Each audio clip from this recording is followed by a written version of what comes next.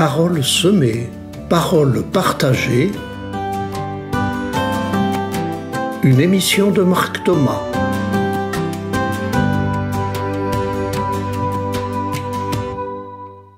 J'intitule cette émission « Développer la confiance en soi ». Nous nous imaginons parfois que la confiance en soi se développe à force de se centrer sur nous-mêmes, de faire un travail sur nous, de développer notre estime de soi, de dépasser nos peurs et nos limites. Nous payons parfois très cher des thérapeutes pour cela ou des stages de développement personnel. Mais ce n'est hélas pas souvent couronné de succès dans la vie quotidienne. C'est normal, car ce n'est pas ainsi que se développe la confiance en soi. D'autres font confiance en Dieu et lui demandent de les aider à dépasser les obstacles dans leur vie et à avoir plus de courage. Mais lorsque rien ne change, ils se résignent parfois, pensant même que Dieu les éprouve, ou bien ils se satisfont de leur manque de confiance en soi en l'associant à l'humilité. C'est pourtant contraire à l'Évangile, où Jésus passe son temps à relever celles et ceux qui sont courbés sous les épreuves ou recroquevillés dans leur fragilité. Alors ça se développe comment, la confiance en soi ? Regardez un tout petit. Il trouve le calme et la sécurité dans les bras de celles et ceux qu'il aime. Il apprend à marcher quand on le tient par la main. Il dépasse ses peurs et ose aller de l'avant quand il est entouré de personnes qui le soutiennent. La confiance en soi d'un enfant se développe grâce à sa confiance en l'autre. Et nous, adultes, qui avons parfois peur d'oser, nous savons qu'il est plus facile de nous lancer quand quelqu'un nous encourage et nous soutient. Et combien de personnes inhibées et peu sûres d'elles en trouvent les origines dans une absence de mise en confiance par les adultes qui les entouraient dans leur enfance. Bref, la confiance en soi n'est pas d'abord un travail de développement personnel, mais de confiance relationnelle. La confiance en soi se développe toujours comme un trépied, confiance en moi, confiance en l'autre, confiance en la vie. Je reprends ces trois aspects.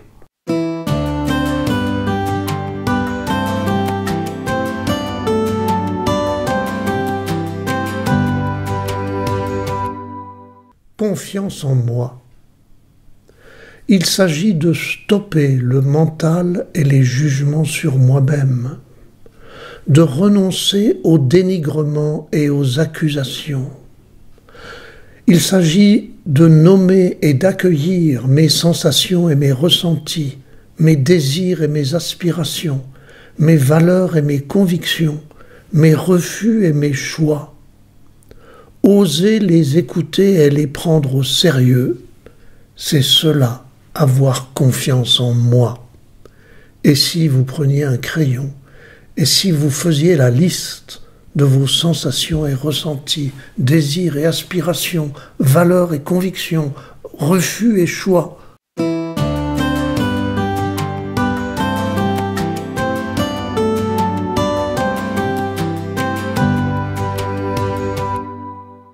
deuxième piste, confiance en l'autre, pas en celui qui m'incite à me défendre ou à écraser tout le monde, ni celui qui me dit ce que je devrais faire, ni celui qui se moque et juge à la moindre imperfection, mais confiance en l'autre, celui ou celle qui m'écoute et m'accueille et m'accompagne dans ma recherche sans me donner ses solutions, celui ou celle qui me soutient avec empathie et chaleur, et devant lequel ou devant laquelle je peux être vrai sans risque. Et si vous faisiez la liste de ces personnes sur lesquelles vous pouvez compter?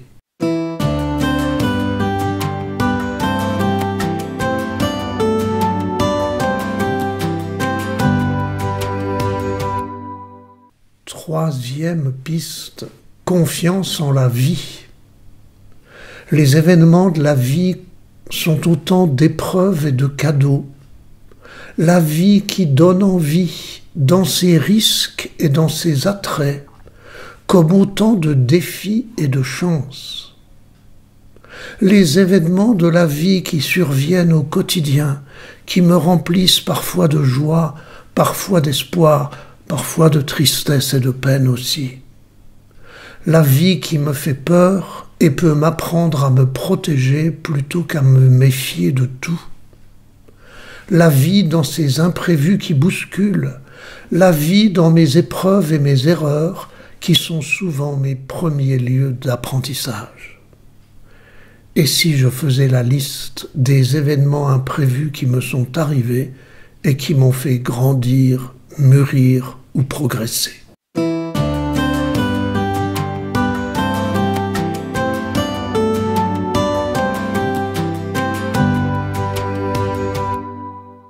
Confiance en soi, confiance en l'autre, confiance en la vie, comme un trépied où la confiance se construit.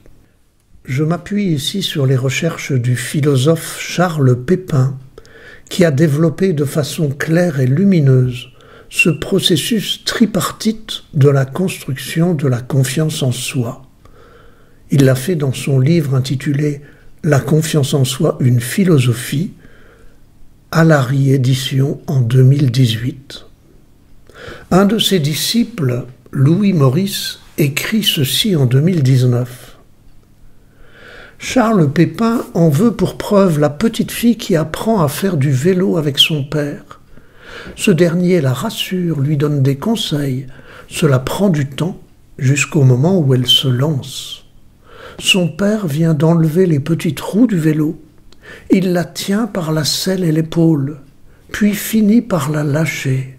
Ça y est, elle est en train de pédaler. Ça y est, elle fait du vélo. Elle n'a même pas très bien compris le moment où son père l'a lâchée, mais ça y est, elle accélère. Elle est ivre, légère, elle éclate de rire. Ça y est, elle a confiance. La fillette n'a pas d'abord confiance en elle. Elle a d'abord confiance en son père qui l'a rassurée, qui l'a complimentée. Ensuite, elle a quand même confiance en elle, car elle a appris des compétences pour pédaler. Et enfin, au moment où éclate sa joie quand elle accélère, je dirais qu'elle a confiance dans la vie.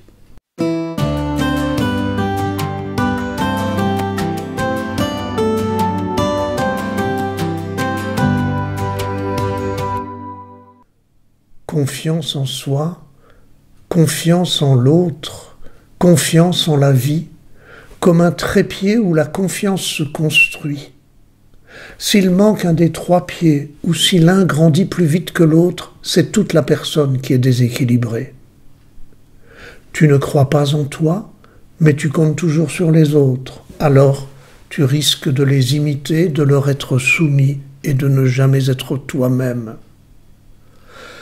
Au contraire, tu ne fais confiance qu'à toi-même et tu dénigres les autres ou tu t'en méfies. Dans ce chacun pour soi, l'autre devient une menace à écraser ou à éliminer. Par contre, Charles Pépin écrit « Quand on va manifester dans la rue et qu'on rencontre des gens, quand on se fait des amis sur un rond-point, quand on fait un débat de philo en cours de terminale, en fait, on prend confiance en soi par la qualité des liens qu'on tisse avec les autres, si bien que la confiance en soi sort de soi et vit autour de soi comme un tissu de relations.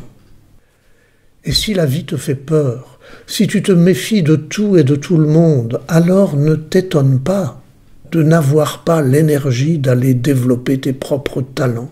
Écoute Charles Pépin décrire cela.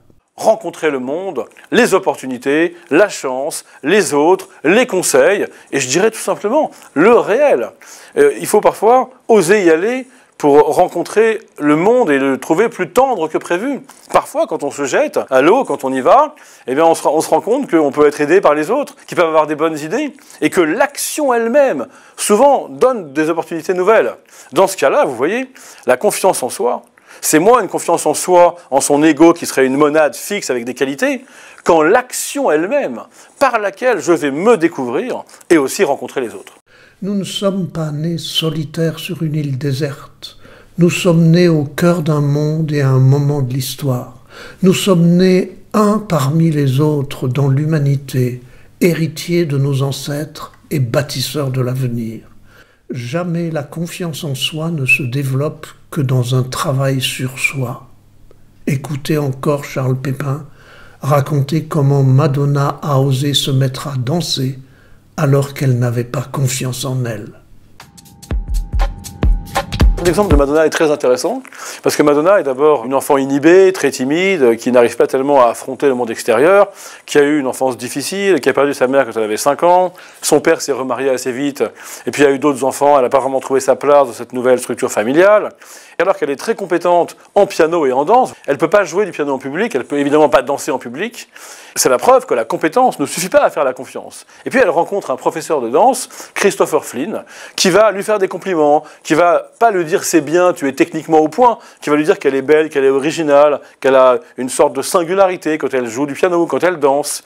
Et au fond, il va la mettre en confiance, comme personne ne l'avait jamais fait. Et puis, au-delà de l'avoir mise en confiance, il lui fait confiance. Parce qu'il lui dit, voilà, à la fin de l'année, il y a un spectacle, et d'habitude, le spectacle est raté, les parents s'ennuient, et je voudrais que ce soit différent cette année, je te fais confiance. Eh bien, d'avoir été à la fois mise en confiance et responsabilisée par ce Christopher Flynn, Madonna, 1 mois après, se libère complètement, elle met le feu au spectacle de fin d'année. C'est ce soir-là que Louise Ciccione devient Madonna.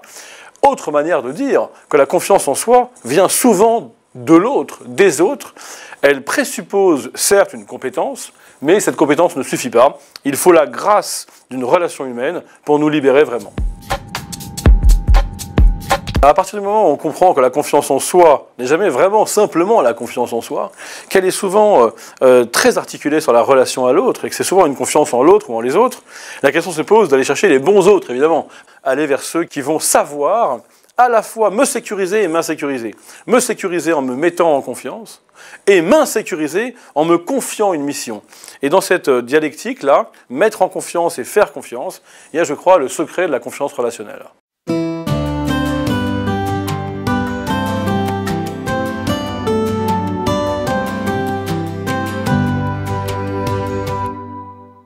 La relation aux autres permet le développement de la confiance en soi de 2 manières. L'autre me sécurise, il me met en confiance car je peux m'appuyer sur lui. L'autre m'insécurise, il me fait confiance car il m'envoie en mission. Confiance, à la fois en soi, en l'autre et en la vie, le trépied de notre construction autonome au milieu des autres et au cœur du monde.